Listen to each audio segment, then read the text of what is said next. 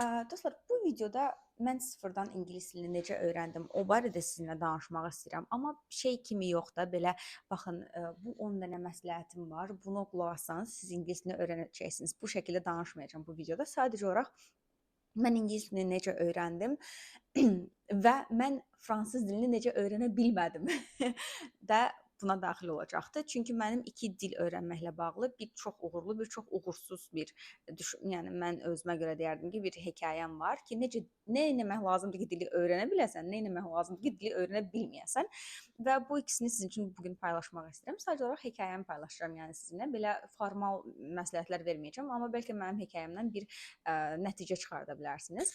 Bir də belə bir şey qeyd edeyim ki, çox vaxt video keçməzdən əvvəl bunu deyim ki də, bloqerlər deyirlər ki, adətən də ay nə bilim bu videoya axıra qədər baxın, bu videonun mənası axırda olacaqdır. Mən sizə deyim bu videoda elə bir şey yoxdur. Yəni indidən deyəcəm sizə, məncə bu videoya axıra qədər baxmağa ehtiyac yoxdur. O adam ki, məsələn, qlobal səviyyədə akademik və ya professional fürsətlər axtarmır. O adam ki, pulunu avro ilə, dollarla qazanmaq istəmir.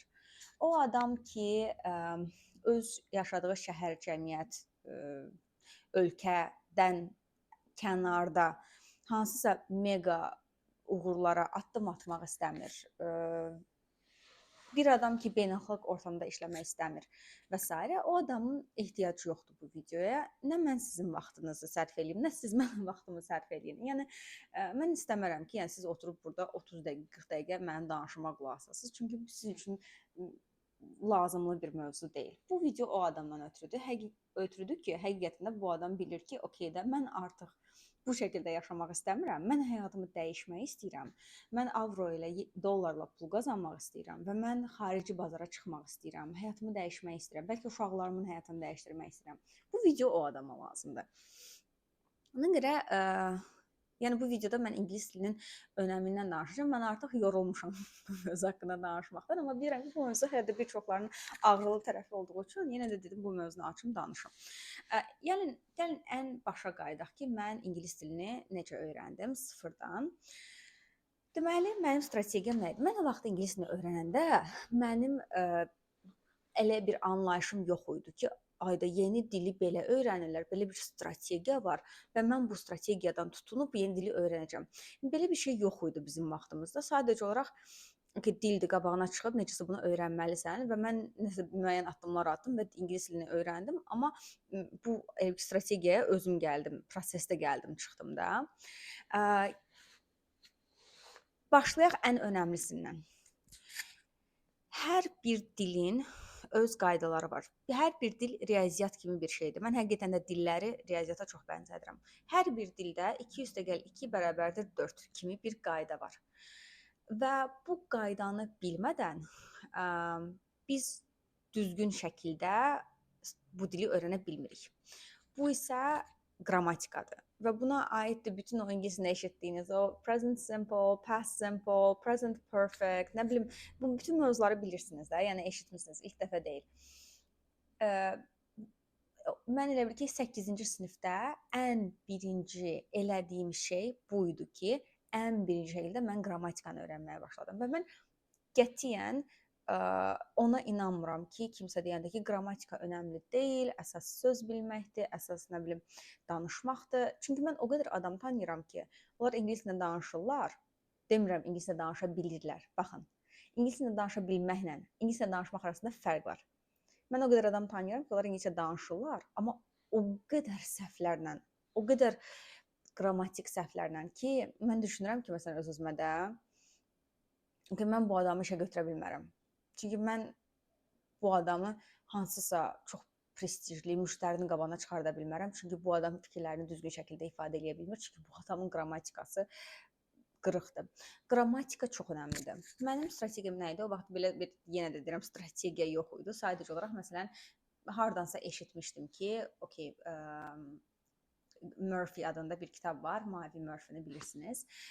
Məncə bu kitabı bilməyən yoxdur. Məncə ingilis dilinin qrammatikasını öyrətmək üçün daha yaxşı bir kitab yoxdur. Yəni bunu tam açıq deyirəmsə və mən düşünmürəm ki, mən bu kitabdan daha yaxşı bir kitab yazaram və ya kimsə bu kitabdan daha yaxşı bir kitab yaza bilər.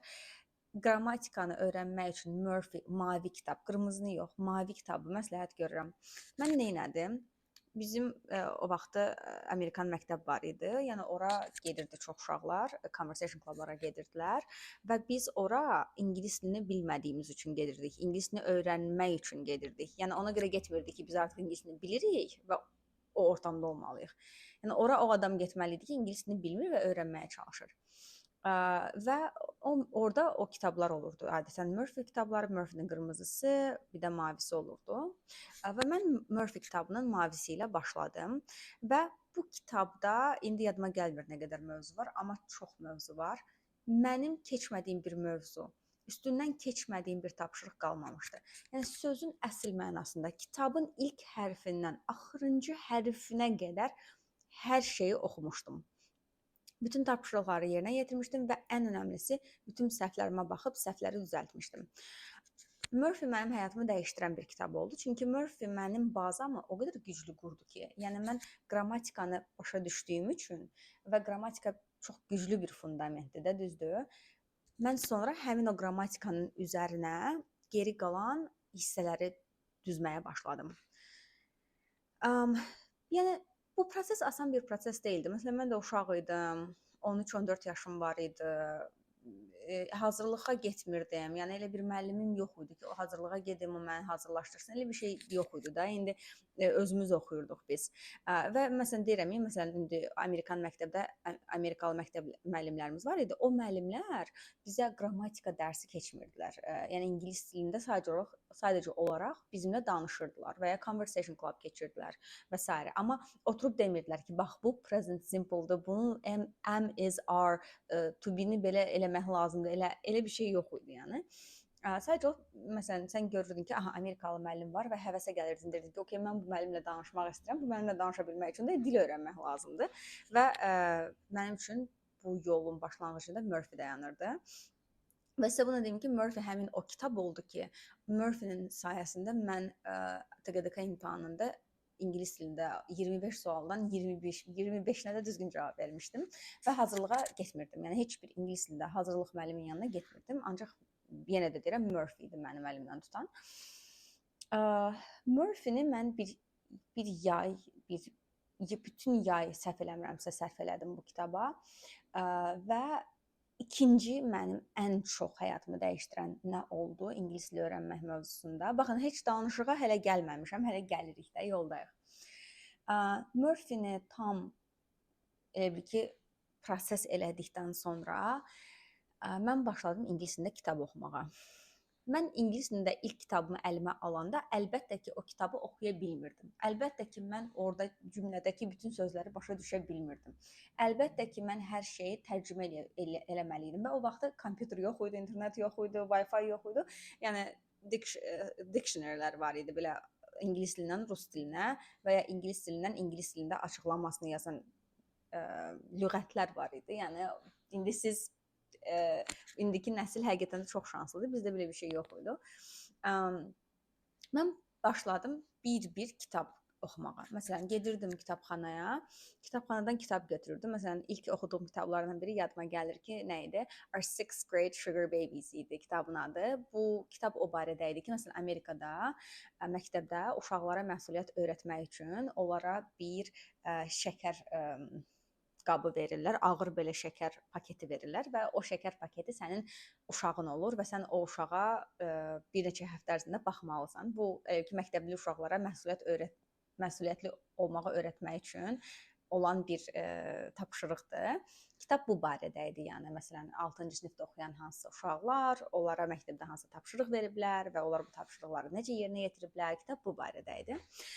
Və bu kitabı oxuyanda mən ən birinci kitablardan biri idi, səhv eləmirəmsə, elə bil ki, dostlar, yəni hər bir sözü tərcümə eləyə bir səhifəsini nə bilim də, yəni 5 günə oxumaqla başladım bu şəkildə. Sonra yavaş-yavaş gördüm ki, aha, bu söz təkrarlanır, bu söz təkrarlanır. Bu söz təkrarlanırsa, deməli mənim yadımda qalır və kitabın axırına çatana qədər maksimum dərəcədə lüğətə ehtiyacım azalmağa başlamışdı və yəni bu həqiqətən də əla bir şeydir, düzdür. Ki dili bilməyə-bilməyə insan kitab oxumağa başlayır və çox çətin gəlir, amma davam elədikcə eyni sözlər təkrarlanır və beyində artıq o söz bazası toplanmağa başlayır. Bu ikinci mənim strategiyam idi və o kitabla bitmədi də. Yəni o kitabla başladı və mən həmin bir neçə illə, yəni məsələn 8-ci sinif, 9-cu sinif, yəni bəlkə 100 dənə kitab oxudum. Bütün Harry Potterları oxudum, hamısını ingilis dilində. Çox yenə də çətin idi. Yenə də bilmədiyim sözlər çıxırdı, amma tərcümə eləyə o kitabları elə bil ki başa çatdırırdım və bir şeyə fikir verirdim ki, mənlə həmin Amerika məktəbə gələn uşaqlar kitab oxumurdular və mənlə onların arasında bu ingilis dili mövzusunda, danışmaq mövzusunda böyük bir uçurum yaranırdı. Çünki mən çox tez inkişaf eləyirdim. Onlar isə yəni geri qalırdılar. Çünki onlar kitab oxumurdular. Çünki kitab oxumayan adamın elə bir ki dillə münasibəti o qədər də güclü olmur. Və mənə elə gəlir ki, bu çox önəmlidir. Əgər siz ingilis dilində danışmağı, yaxşı oxumağı, yaxşı başa düşməyi, bu dildə belə kulturlu şəkildə danışmağı bilmək istəyirsinizsə, siz mütləq dərəcədə kitab oxumalısınız. Bu ikinci mənim strategiyam idi, kitab oxumaq. İndi üçüncü strategiyaya keçirəm. Üçüncü strategiya danışmağa başlamaq idi. Amma sadəcə danışmaq yox, necə gəldi danışım, o yox. Düzgün şəkildə danışmaq, cümlələri düzgün şəkildə qurmaq, buraxdığım səhvlərə fikir vermək, öz buraxdığım səhvləri eşitməyə çalışmaq ki, yenə də deyirəm, o vaxtda məsələn telefon yox idi ki, telefona səsini yazasan və deyəsən ki, aha mən belə danışdım və danışığımı düzəldə bilərəm. Yox idi da belə imkanlar. İndi var elə imkanlar ki, həqiqətən də biz çox şanslıyıq. Danışıqda bunu deyəcəm. Danışıqda ən önəmli şey odur ki, biz özümüzü ən başdan o ortama daxil eləməliyik. Məsələn, bir çox insanda mən bunu eşidirəm. Mən ingilis dilini bilmədiyim üçün Conversation Club-a getmirəm. Ay qurban olum sənə. Sən ingilis dilini bilmədiyin üçün getməlisən də ora. Yəni bilsəydin nə işin var idi orada? Yəni ingilis dilini bilsəydin indi hansısa qlobal şirkətdə işləyirdin və menecer olmuşdun və ingiliscə rahat danışırdın da. Yəni ingilis dilini bilməyən adam bilmədiyi üçün bu addımları atmalıdır. Sən ingilis dilində kitab oxuya bilmədiyin üçün ingilis dilində kitabı oxumağa başlamalısan. Yəni düşüncə belə olmalıdır. Tərsinə yox. Mən ingilis dilində kitab oxumağa hazır olanda kitab oxuyacağam. Belə bir şey yoxdur. Yəni sıfırdan əziyyət çəkə-çəkə bir hər bir sözü tərcümə eləyə-eləyə, bir dənə kitabı 5 dəfə təkrar oxuya-oxuya bu şəkildə öyrənilir dil. Və üçüncü strategiya danışmaq idi. Özümü o ortamlara salmaq, hardakı mən ingilis dilini eşidirəm və başa düşmürəm və başa düşməyə çalışıram və başa düşənə qədər cəhd edirəm. Məsələn, mənə söz deyilir, mən başa düşmürəm, soruşuram. Xahiş edirəm ki, təkrar eləsinlər. Yenə başa düşmürəmsə deyirəm, çox xahiş edirəm, dəftərə yaz nə dediyini, görüm nə demək istəyirsən. Yenə də başa düşmürəmsə yanımdakı adamdan soruşuram. Məsələn, zəhmət olmasa tərcümə edə bilərsiniz, məsələn, bu şəxs nə deyir. Yəni bu elə bir şeydir ki, siz bir gün belə qalxıb ingilis dilində danışmayacaqsınız. Düzdür, bu ortama daxil olmalısınız və bu narahatçılığı, bu diskomfortu yaşamalısınız ki, bu dildə danışmağı öyrənəsiniz. Mən məsələn haralara gedirdim? Məsələn, bizdə beyzbol komandası var idi. Orada Amerikalı koçlar var idi. Məsələn, o oyunlara mütləq gedirdim. Çünki gündə 10-15 dənə də söz öyrənə bilsəydim oradan, yenə də gedirdim də. Yəni orada mövzu o deyildi ki, heç kim bizə orada ingilis dilini öyrətmirdi. Sadəcə olaraq beyzbol oyunuydu və Amerikalı koçlar var idi və sən eşidirdin onların nə dediyini. Və ya məsələn, deyək ki, hansısa tədbir olurdu. Deyək ki, məsələn deyirəm, xaricdə təhsil haqqında məsələn bir tədbirdir və ora hansısa xaricilər gəliblər. O xaricilər bizə ingilis dilini öyrətmək üçün gəlmirdi. Sadəcə olaraq başqa bir mövzu üçün gəlirdilər, amma o ortamda olmaq kömək olurdu ki, dili eşidəsən, yavaş-yavaş bir cümlə qurasan, bir sual verəsən, bircə kəlmə heç olmasa söz deyəsən, o ortamda olmaq çox vacibdir və ən əsası da conversation klubları idi. Conversation kluba kimsə gəlirdi ki və aktiv şəkildə iştirak eləyirdi. Həmin o insanlar həqiqətən də çox yaxşı yerlərə getdilər. Çünki conversation club əla yerdir ki, sən orada gələsən və psixoloji olaraq müəyyən bir baryerin üstəsindən keçəsən. Çünki ora gələn çox adam da eyni məqsədlə gəlib də, yəni hamı ora bu dili öyrənməyə gəlib. Yəni ehtiyac yoxdur orada məsələn utanmağa, sıxılmağa, ən axırıncı partada oturub sakit durmağa və ya məsələn lap bu onlayn ola bilər. Kameranızı açın, kamerada dik durun. Yəni özünüzə kömək olun ki, o nöqtəyə gəlib çatdıra biləsiniz özünüzü və ilk dərsdə ola bilsin ki, siz bir cümlə, ola bilsin bircə dənə söz tuta biləcəksiniz. Deyəcəksiniz ki, ayda mən 1 saat bu dərsdə oturdum və sadəcə olaraq yes sözünü başa düşdüm. Bu yenə də böyük bir uğurdur. 1 saat o dərsdə oturub sadəcə yes sözünü eşidə bilməkdə mənə görə bu daha böyük uğurdur. Nəinki o dərsə gəlməmək və nəinki heç bir cəhd eləməmək. Və əlbəttə ki, bu üç dediyim strategiya hansı ki, qrammatikanı bilmək, kitab oxumaq və danışmaq, bu üçü mega sürətli şəkildə kömək olur ki, beyin bu dili başlasın qəbul eləməyə, yadda saxlamağa, artıq yuxusunda bu dildə danışmağa və müəyyən müddətdən sonra insan öz-özünə şok olur ki, wow, yəni mən bunları başa düşməyə başlayıram, sözləri, insanları və s. Əgər fikir verdinizsə, mən burada film izləməyi bu üç strategiyaya daxil eləmədim. Nəyə görə daxil eləmədim sizə deyəcəm.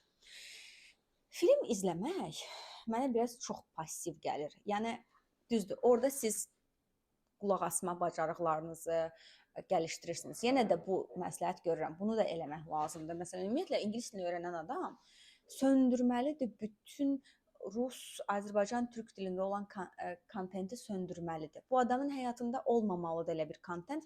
Bu adam 24/7 ancaq ingilis dilində qulaq asmalıdır hər şeyə. Biraz da mən belə sərt danışıram, amma həqiqətən də budur da, yəni bunun yolu.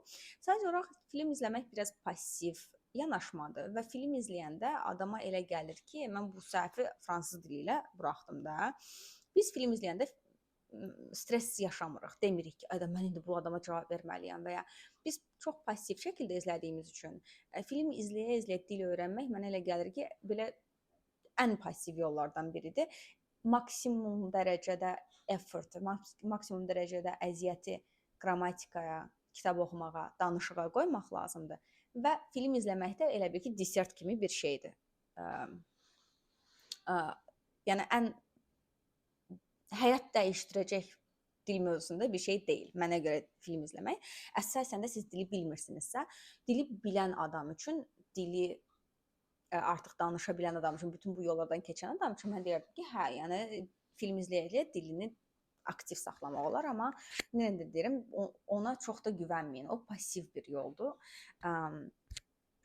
Mən indi məsələn ingilis dilini bu strategiyalara uyaraq öyrəndim, amma fransız dilini mən heç vaxt ingilis dil səviyyəsinə gətirə bilmədim. Və mən bilirəm, çox yaxşı bilirəm ki, nəyə görə mən fransız dilini bu səviyyəyə gətirə bilmədim sizə deyim. Çünki mən fransız dilində bir dənə kitab oxumağa başladım və o kitabı yarımçıq buraxdım. O ki var idi, deyirdim, mən çox yaxşı bilirdim ki, bir-bir bütün o sözləri təkrar tərcümə eləmək lazımdır, bir-bir onların hamısını oxumaq lazımdır, təkrar oxumaq lazımdır, yadda saxlamaq lazımdır. Mən bunu eləməmək qərarına gəldim. Çünki o vaxt universitetdə oxuyurdum, belə başqa dərslərim falan vardı. Tənbəllik, yəni başqa heç nə. Bunu eləmədiyim üçün mən bugünkü gündə fransız dilində açıb kitab oxuya bilmirəm bu dəqiqə. Yəni mən hər şeyi gərək indi bir-bir tərcümə eləymişəm. Mən bunu eləmədim. Bu əziyyəti fransız dilinə yatırım eləmədim. Fransız dilində qrammatika kitabı aldım. Eyni Murphy söhbəti. Neylədim, onu da yarımçıq buraxdım. 1 il fransız dili dərsləri aldım da, İsveçrədə olanda. Və bayaq verdiyim o passiv məsləhət fransız dilində film izləmək. Netflix-də məsələn qoşuram hansısa məsələn türk serialını, məsələn Thank You Next adında bir serial var. Onu fransızca izləyirəm məsələn. Amerikan hansısa serialını qururam və fransızca izləyirəm. Və bu fransız dilini aktiv saxlamağın ən passiv yollarından biridir. Mən çox yaxşı bilirəm ki, mən bu filmi izləyə-izləyə fransız dilində durub danışası deyiləm. Sadəcə fransız dilini başa düşəcəm və bilirsiz nə sindromu yaşayacağam. Başa düşürəm, amma danışa bilmirəm. Baxın, o sindroma gətirib çıxartdım özümü fransız dili mövzusunda və bu əslində mənə çox böyük bir dərs oldu və mən bunu öyrəndim. Dili öyrənə bilmək üçün nə etmək lazımdır? Öyrənə bilməmək üçün nə etmək lazımdır? Bunun resepti məndə var. Yəni sizə həm çox yaxşı məsləhət verə bilərəm, həm çox pis məsləhət verə bilərəm. İndi siz istədiyinizi seçin də. Yəni sıfırdan ingilis dili öyrənmək o belə çox da sürətli, mega bir gecədə baş verən bir şey deyil. Ya da ona görə deyil ki, hansısa adam daha çox ağıllıdır, o birisi isə daha az ağıllıdır. Yox. Sadəcə olaraq hər gün üst-üstə gələn bir əziyyətli bir prosesdir ki, bizi müəyyən nöqtədə elə bir yerə gətirir ki, biz deyirik ki, okey, mən indi artıq özgüvənli şəkildə danışa bilirəm. Heç nə dostlar, bu videonu sizinlə paylaşmaq istədim. Yəni sizin üçün də bir motivasiya olsun. Bu mövzumuz da belə mənim həyatıma hal-hazırda uyğundur, çünki dil bildə bilirsiniz, ingilis dili dərsi keçirəm, danışıq dərsləri keçirəm, amma danışıq dərsindən əlavə də mütləq şəkildə qrupda bir kitab seçib o kitabı oxutmağa hər kəsi məcbur eləmək istəyirəm. Yəni ki, ev tapşırığı kimi. Çünki mən başqa cür mən funksiya eləyə bilmirəm bir müəllim olaraq. Yəni mütləq şəkildə kitab oxumalıdır mənim dərsimə gələn adam. Və mütləq şəkildə mən əgər eşidirəmsə ki, müəyyən hansısa qrammatik səhv buraxır, yəni mən o səhvi düzəltmədən davam edə bilmirəm o tələbələrin. Mütləq o səhv düzəlməlidir ki, biz ingilis dilində, yəni mədəni şəkildə danışaq. Belə dostlar, dedim bu videonu sizinlə paylaşım. Həmişə məsələn ingilis dili mövzusu açılanda yenə başlanır. Leyla, sən ingilis dilini necə öyrəndin? İngilis dilini sıfırdan necə öyrənirlər? Belə öyrəndim. Yəni bu mənim üçün çox yaxşı bir strategiya oldu və bu dil elə bir ki, tam mən bu dili mənimsəmiş oldum bu şəkildə strategiya quraraq özüm üçün beynimdə. Fransız dilində elə sırf bu məsləhətlərə əməl eləmədiyim üçün öyrənə bilmədim. Belə dostlar, ümid edirəm ki, bu video sizin üçün faydalı oldu və suallarınız varsa mütləq şərhlərdə mənə yazın. Gördüyünüz kimi çox sadə, çox anlaşılır, əlçatan bir strategiyadır. Elə bir çətin bir şey yoxdur. Çətin əsas odur ki, enerji və zaman sərf eləmək lazımdır. Belə. Sizinlə növbəti videomda mütləq görüşəcəm.